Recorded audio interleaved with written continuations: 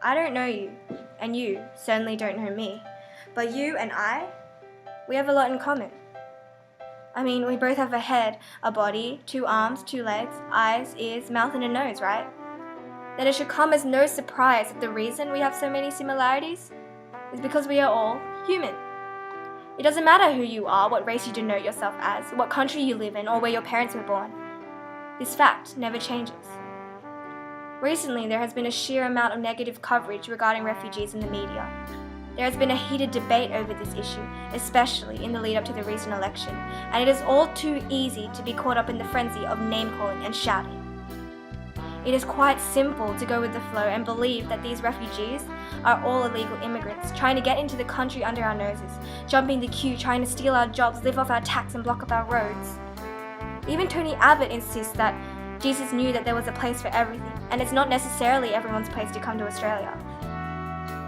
But let's think for a moment. Say that you are the one in the war-torn country. That you, along with the rest of your people, are being persecuted to the point where your everyday lives are played in a game of chance. Recently, you witnessed your own people being pulled off a public bus and being shot.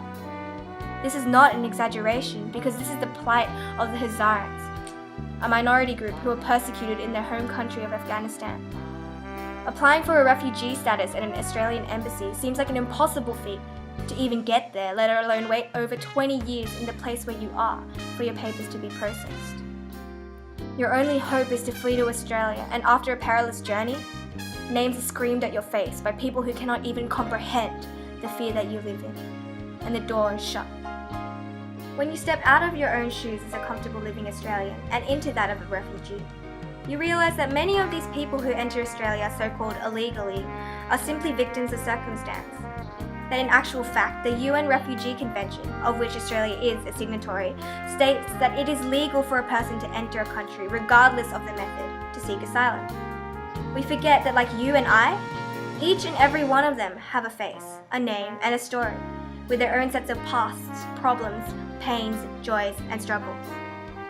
In reality, we are too wrapped up in our own world to face issues that are not our own. So we are calling you to make a stand. We, the Project Onboard team, are calling you to get on board this cause, to break down the misconceptions of refugees in our country, to highlight the facts, eliminate the myths, and stand for the truth.